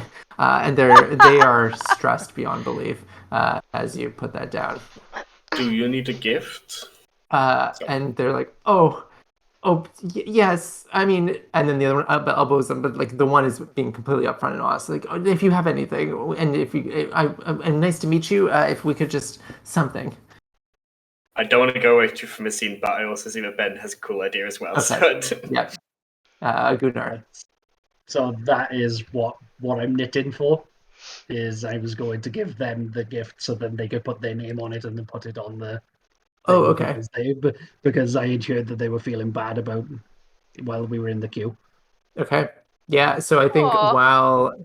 while Kalash is speaking with them, Gunnar, you come up and hearing this plea, what do you do? School. Can't I get your name, ladies? And the one who is more concerned or more open and vulnerable presents herself as Lucille. The other one as Linnen. So those are the two. And with that, I'll knit their names into the thing, and then I'll just present them with a crown cozy, so something for the crown to be able to be placed on, and basically Okay. saying okay, "Happy birthday from Lynn and Lucille, yeah, Linnen and Lucille, and it's not much, but you put effort into it. You made it, and it will mean more because you made it yourselves." And immediately the one starts crying, and the other, who is a little more kind of like the one who's rigid and didn't specifically want to share with you what was happening, looks at you sternly and says, "Thank you," and then takes it, and she like produces a small black business card or a small black card, and she says, "We have a candle shop that if you are ever looking for anything." Find us. I have a friend who likes to tinker. I imagine they will find a use for your very good candles. She says yes, and if looking at you and your group, if you ever need anything else, then we would be happy to try to help however we can. But at the very least, yes, candles. And you see even within the like green lens glasses that there's like a hint of a wink. It's a knowing wink and not a flirty wink. I need to clarify it. yes, you do. Well, that Candles. same thing Yes. with these. Okay. So Linnen and Lucille's lights, which is where in the Black Branches, which is in Winky District. Okay. Cool. Just going There to you walk over to Glenn and just go, Glenn, It's Glenn, because I called him Glenn Yeah. nerd. several times. Yeah. We've made another contact. Oh. This one has, and I'm just going to hold both of the monocles there so when I wink, they don't fall out. Candles. Like, did you And say then that walk there was away and give him no context. They say that they passed him a card. Yes, a black card Yeah. with a white or silver. Well, I mean, like, you can tell it's black. You maybe can't tell what the color the writing is, but it's high contrast. Like, it's light on dark. And they're Chandler. What? Okay. I'll add it to whatever other card. You're the only one I know who can read. Yeah. It's like a weird networking event. Sure. Okay.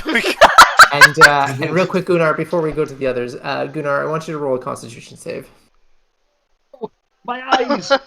Oh no. That's an 8. Okay.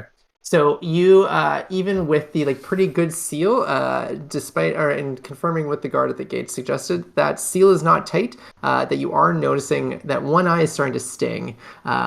It's nearly imperceptible, but after spending enough time out with the muffin and now here, you are noticing that it's starting to kind of get itchy. It's not even really bothering you yet. It's just kind of when you're overtired or something like that, where it's just kind of ugh. And you want to, you're just instinct is to kind of rub at it, but the lens at least protects you. But you do notice that it is starting to bother you. Cool. Then with the eye that is bothering me, I'm just going to close that eye, take the monocle out, and then I'm going to proceed to start knitting myself an eye patch. Okay. Sounds good. So you can continue It's going to doing be that. of no benefit because it's made of wool and knitted, so it's going to have gaps in it everywhere. We'll cross that bridge when we get there. So while folks are making gifts and we're finishing off with the first stages of the dinner or of the party, as folks are getting hors d'oeuvres and appetizers, is there anything else that we want to do? There's a severed moose's head. Am I right? There's severed moose's head on a plaque, like it should be mounted on a wall, but it's like a trophy. Yeah, absolutely. Is it on a wall or is it it's hung on the wall like you would in a hunter's den of trophies. There is wood around the back of it. If you are you intending to get closer to it? Sure. Okay. Yeah. So as you get closer, then you can see that there is a plaque underneath it that just says "The Gump," and okay. And that is who's talking. Is it are they holding court with a group of people? Yeah, some folks are asking questions. He's occasionally telling a light joke. He as someone walks by with something food on the plate, he'll say "Oh, that looks good. Can I have some of that?" "Just kidding, I can't. Where would it go?" And then continues on. It's just kind of a constant nattering of just kind of pleasantries.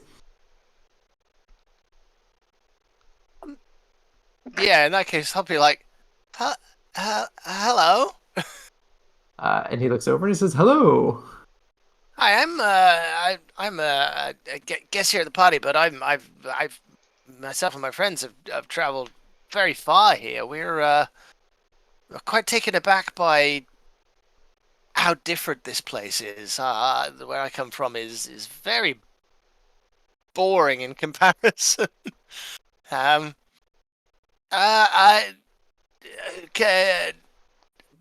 Mr. Gump? He says, "Oh, just Gump is fine." I mean, I shouldn't really assume the gender of a mounted head on a fair. wall. He says, "Oh no, you can tell by my horns that I was and continue to be a male Gump. That is, feel free to use those pronouns as you see fit." You are. Are you always here? Are you always at this spot, or do you move? I'm sorry if it's a very personal question. I've never met someone such as yourself, who is just a head.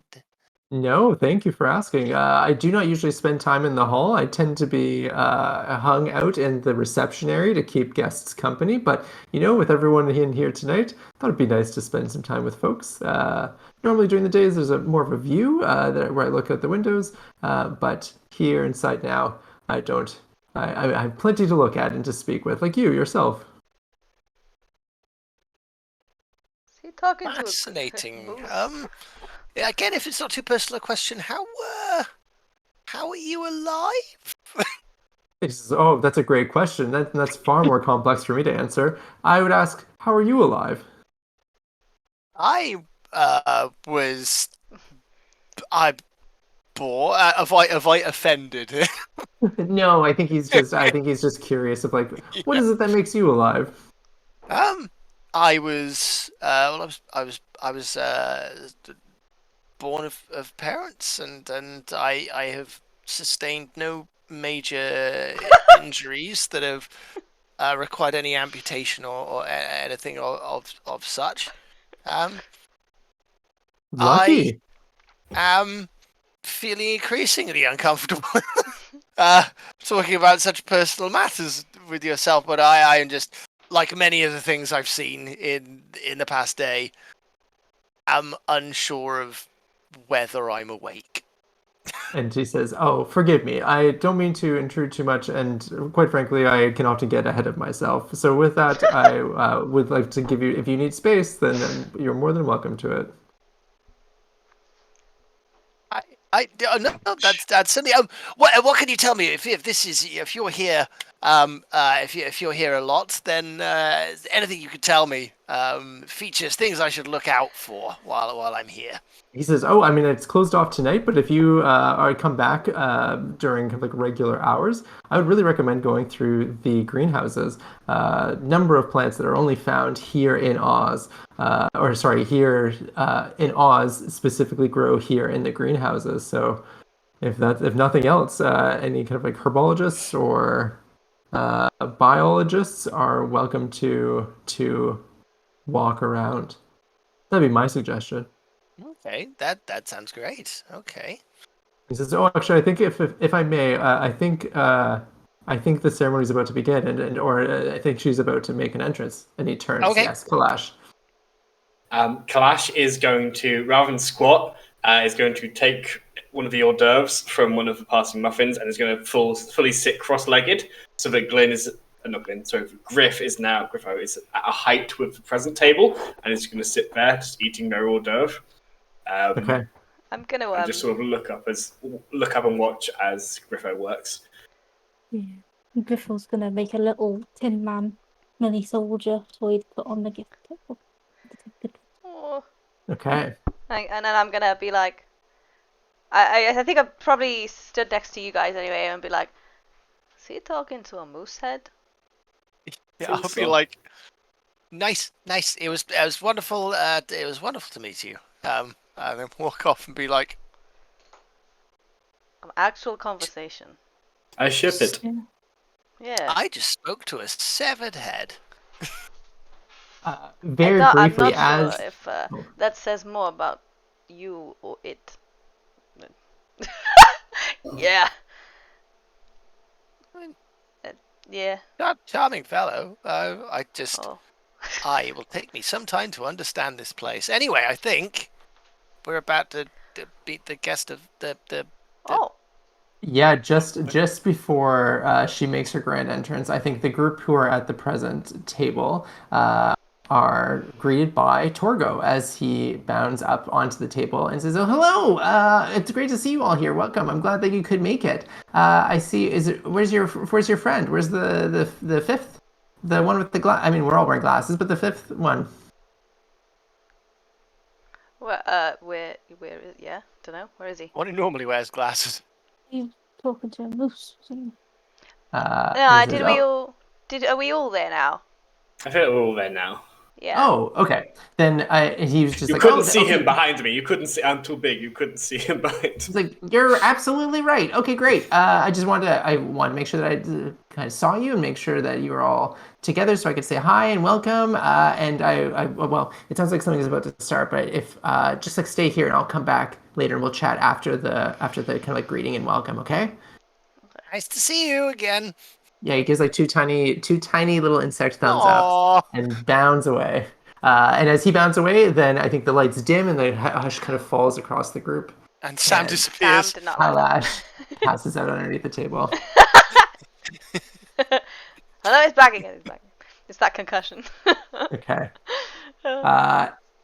So as the kind of crowd quiets and the kind of like music dies down, then a light from kind of like a spotlight from above that is being directed by a couple of people in the rafters point it towards an entrance, which is elevated, and out steps a young woman, probably early teens, or like a child, as she steps out in kind of like a shimmering gown. Color is tricky right now with everything being green, but a shimmering gown.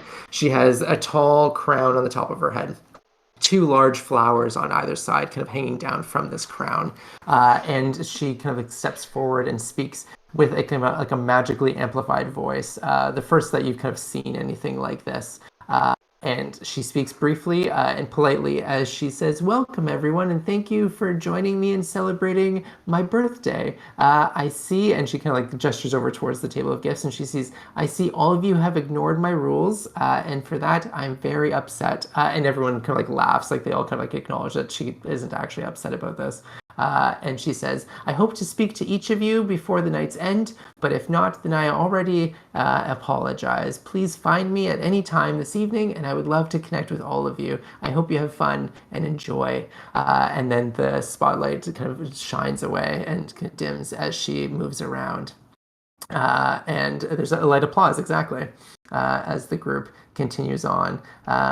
And then the light shines up again, and she's like, "Oh, I should introduce myself. I'm Princess Ozma." And that was it. Thank you. And you can tell that maybe she's like not completely comfortable in this role or position yet. And maybe it's either new or she's just kind of like still getting her kind of like monarchy legs. But she then continues on into the crowd as the light dims down. And then it shines again for a third time. And this is, I promise, the last time the spotlight shines up as it moves out into the middle of the floor and moves away from Ozma and down onto what looks like an empty floor. And you can see that folks are kind of like confused now by this. And for a moment, there's nothing. And then suddenly someone kind of like drags out a microphone stand. And then you see a small black speck bounce up onto the microphone stand as you hear Torgo go, "Hello, sorry, I didn't mean to derail all of this. I just wanted to kick things off as we kind of go through tonight. Firstly, thank you, Princess Ozma, for inviting us all here. Again, I know you mentioned no gifts, but I couldn't resist." And he says, "I think everyone, if we're all ready," and you can kind of like see people kind of like standing up and kind of like getting positioned around the doors around the exit. And he says, I wanted to present to you a gift unlike any other." And the light shines and moves from him on this microphone stand onto the 5 of you. And the audio still from Torgo kind of like carries on as he says, "Princess Ozma, I wanted to give you for your gift for your birthday a simple request that you have had for a number of months now. I give to you the murderers of Cowardly Lion." And that is maybe a good spot for us to end tonight's session, as Torgo has just accused you of murder at the princess's birthday Again, party. arrested again! Yeah! Every episode ends on a rise. What just happened? Free for free.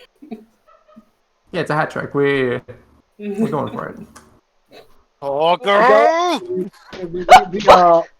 We're apparently traitors to the state.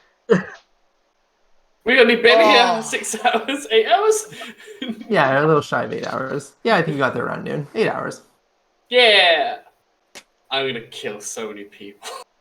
I'd also just imagine just your discomfort, Andrew, as we go about going close to things that would get us arrested before we actually got to the point where you would have to reveal these people need to be arrested. I'm going to throw my birthday present through Torgo. That's going to have to be a good roll. It's very small. Oh, I'm looking forward to the next session now, Andrew. Oh, great. I'm going to eat so There you many are. muffin people. I can't wait to eat them all. No, we talk to them. Oh my god. Well, Yeah, I guess in for a penny, in for a pound. If you're going to commit a try crime, talking to him. you might as well commit all the crimes. You might as well Wait, just those go for guys are everything. just out there Trying trying to to make accuse a me of buck, murder. right? I'm going to do some murder. I don't know how well people in Oz tip. Like they're having a rough time out there. People saying their food. Oh, we'll see. Well, Oh, I'm glad thank I've you, got Andrew. 3 spell slots left. That was Short rest. Yeah. I'm on, under half hit points by a while. Get near me, buddy. There's stupid. we can there's things we can try. It's fine. It's absolutely fine. It's all going to be fine. Okay. Well, on that Anyway. bombshell, thank you so much, Andrew, for that. Again. How Arresting about this us. session? But thank you for. I mean, well, I think we'll start with a bang next time, Well. Uh-oh. or not. Up to you. Do you know what? Peaceful communication. Always I open. don't know. I think it might look at them. I think it might be a bang. Anyway, thank you for having me as always. Thank you for letting me run this. I'm gonna have an little ulcer adventure this for week. you. Two cliffhangers back to back on back to back days. Oh yeah. Yeah. That was amazing, Yeah. Andrew. Thank you. Oh, my pleasure. Thanks for Thank you joining in. for doing that again. It's now a mini campaign, and we're not going to apologize for it. And you cannot escape us I mean, now. we are, It's but yeah. too late. Yeah. We did warn you. We Fumble Folks can't do one shots. We tried. No, I think you did great. Yeah. But yeah, Oz is out now. It's just Oh yeah, I've been using it this whole night. It looks exactly. There it is. You can buy it off of Amazon and DriveThruRPG and all the places. WH Yeah, wherever UK. you find books. Your local game store might be able to order it if they don't have it, which is always nice. But otherwise, just wherever you can find it is lovely. That's all I ask. I saw that one of our viewers has actually purchased it during this stream. Yeah. Which is lovely. So, Oh, thank you. They're Rich from a company called Hatchling Games. Oh, yes, Who, yep. You might not have caught in the chat, but specifically said part of the influence of the cover of his book was part of that. Yeah, part of Inspirals, I believe. So yes, absolutely. Yes. Plug Rich and Hatchling Games as well because it's a beautiful system. Yeah. And it's teaching us sign language. It is. Yeah, cool. There you go. Sam is doing sign language. Cool. Yeah, so you've just put a link to the Amazon there. And yeah, Andrew has a Discord, so come and join that. Oh yeah. Where do I have that again? Oh, so I'm on like social media as Kolb is neat. So if you find that my pinned tweet has a small thread about Oz, and at the end has a link to the Discord where we talk about both Oz and Neverland. It's a convoluted way to get there. I'm sorry, but hopefully that's enough. You shall go on a journey and find the Discord. Do you know what? If you email me or tweet at me, I will send you a link personally. I don't get enough of those requests, so I will find you, and I will be able to do that easily. Cool. Cool. Wait, I did it. Pow! Oh. There it is. There you go. Discord link right there. Technology. Incredible. Yes. Thank you. But yeah, cool. Anyway, that's me. We will figure out another day where we can do this. I'm very excited. And we'll continue We're in on a as you ball are and, currently framed. Framed, yeah. Oh dear. At least I don't think you killed Cowardly Lion. I don't know if anyone has anything to reveal, but Not that I know of. Maybe Kalash ate the Cowardly Lion for being cowardly. Not in Oz. Not in That's why Oz. we've been here. No, not in the last 8 hours. Yeah. But yeah. Cool. All As of right. yet, we've yet to have anything but a fish pie. Which came out on the Yeah. train on the way here. True, that's true. That is true. Okay. Cool. Yeah. Has anyone else got anything to say? Yeah, we're gonna plug our own stuff as well. Hi, we're Fumble Folks. Thanks for watching. We are launching our very first Kickstarter very soon. Was and it 11 11 days. days? Ugh. It is 11 days away. It is very soon. We are doing the ritual spellbook and a witch class for D&D 5th edition. And Raiders have just turned up as we're saying goodbye. Welcome, Raiders. Fantastic. You have been watching for 5 seconds. Our game of Oz from Andrew Kolb, who's our DM this evening, and it's wild and wacky, but you'll have to watch the VOD to know what's happening because Yeah. I'll put my teeth back in for the Raiders. Yeah. Put your teeth back in for the Raiders. Thanks. There we go. Yeah. But yeah, we are launching our Kickstarter at the end of the month. We're big fans of the RP side of spellcasting, so whereas a lot of spells these days are mostly based around in combat, we're trying to put more emphasis on out of combat spellcasting so that spellcasters can do something when it's not a fight that is other than what's this magic item do? Great, thanks. We don't need anything else from you. Goodbye. And then we're going to come up with a witch class and 3 subclasses that will capitalize on using more rituals and things like that. So hit the link and follow along and for updates and things, which will mostly probably be us going like, oh my god, it's happening! Oh god, there's so much to do. But you know, we're cool about it. Sure. Yes, we'll be more calm and collected than that.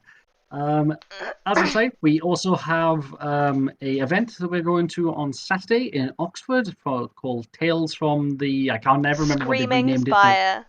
Screaming Spire. I always go to call it the original title. Tales from the Screaming Spire. Yeah.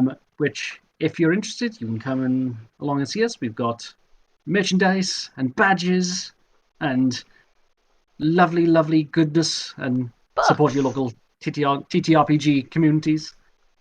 And books. But yes, after that, we'll then be back on Monday for Chasing Shadows. We are. We're actually going to start Chasing Shadows on Monday. I'm running it. It's a level 15 mini campaign. We'll see how quickly they die. Yay! Such fun. But yes, that it will be in... so Rapid Riders is in the south of our homebrew continent. This will be in the north in my area. In your baby. Baby magical city of Heed, and it's lush. So yeah, I'm excited for you to see that. Yeah. Then when next Wednesday we have Rapid Riders, and then Thursday we might have something too. If we're lucky. If we're lucky. Sleep. We might have sleep. Never. Sleep is for the weak. But again, thank you very much, Andrew. We really, really appreciate it. Oh, my pleasure. Yeah, thank you so much. Thank you for adventuring in Oz. Thank you for putting up with us. You. You make it. Yeah, it was a lot of flirting with croissants and muffins and God knows what else. So Hey, that croissant flirted with me, all right? Yeah, you're not wrong. And Still Raiders are not croissant. any more context than that. Nope, you'll have to go back and watch the You have VOD. to watch the VOD. Yeah, exactly. Cool. Speaking of, who are we going to raid this evening? Okay. Sorry. So now we're going to go and raid Kaz the DM. Ooh. Who is doing a Halloween special. Ooh. We'll have to find out what that is when you go over there. Excellent artist and DM. Such fun. Oh, But yes, we shall catch you next week, or Saturday, or next week, on Monday. So yes, bye guys. thanks for watching. Bye. Bye, everyone. See ya.